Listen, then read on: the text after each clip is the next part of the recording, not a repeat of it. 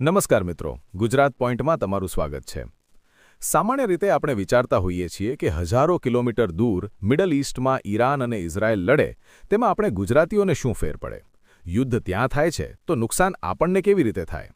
પરંતુ મિત્રો, આજની ગ્લોબલ ઇકોનોમીમાં દુનિયાનો એક છેડો બીજા છેડા સાથે જોડાયેલો છે અને આ જ કારણ છે કે ઈરાન-ઇઝરાયલ યુદ્ધનો સૌથી મોટો અને ભયંકર રેલો હવે સીધો આપણા ગુજરાતના મોરબી સુધી પહોંચી ગયો.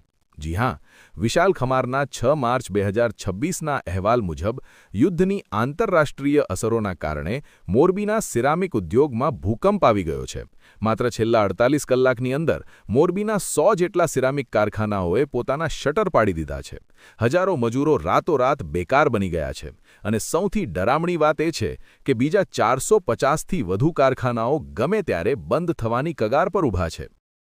આખરે એવું તે શું થયું કે દુનિયામાં ડંકો વગાડનાર મોરબીના ઉદ્યોગપતિઓએ પોતાના કારખાના બંધ કરવાનો વારો આવ્યો?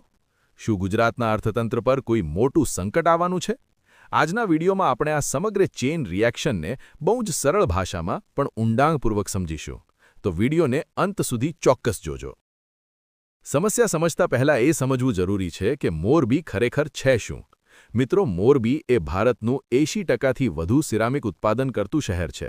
દુનિયાભરમાં ચીન પછી મોરબી બીજા નંબરનું સૌથી મોટું સિરામિક ક્લસ્ટર છે. અહીં 800થી 1000 જેટલી નાની મોટી ફેક્ટરીઓ આવેલી છે, જેનું વાર્ષિક ટર્નઓવર 50,000 કરોડ રૂપિયાથી પણ વધુ છે.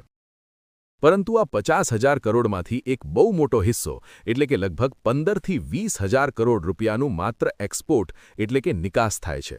મોરબીની ટાઇલ્સ યુરોપ, મિડલ ઈસ્ટ એટલે કે ખાડી દેશો, અમેરિકા અને આફ્રિકાના 150 દેશોમાં જાય છે. હવે વિચારો, જે ઉદ્યોગ વિદેશી નિકાસ પર આટલો બધો નિર્ભર હોય અને જો આંતરરાષ્ટ્રીય માર્ગો પર જ યુદ્ધ ફાટી નીકળે તો શું થાય? અત્યારે બિલકુલ એ જ થઈ રહ્યું છે. કારખાનાઓમાં લાખો સ્ક્વેર ફૂટ ટાઇલ્સ બનીને પડી છે, પણ તેને વિદેશ મોકલવાના રસ્તાઓ બ્લોક થઈ ગયા છે અથવા તો એટલા મોંઘા થઈ ગયા છે કે વેપાર કરવો અશક્ય બની ગયો છે. મોરબીના ઉદ્યોગપતિઓએ કારખાના કેમ બંધ કર્યા? તેના મુખ્ય 3 વૈશ્વિક કારણો છે. ચાલો એક પછી એક સમજીએ. નંબર 1, રેડ સી ક્રાઇસિસ અને શિપિંગ રૂટ પર ખતરો. ઈરાન અને ઇઝરાયલ વચ્ચેના તણાવમાં યમનના હૂથી બળવાખોરો પણ સક્રિય છે. આ લોકો રાતા સમુદ્રમાંથી પસાર થતા માલવાહક જહાજો પર ડ્રોન અને મિસાઇલ હુમલા કરી રહ્યા છે.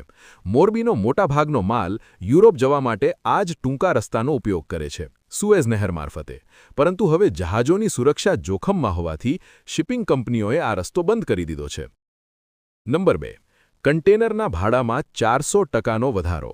રસ્તો બંધ થવાથી હવે જહાજોને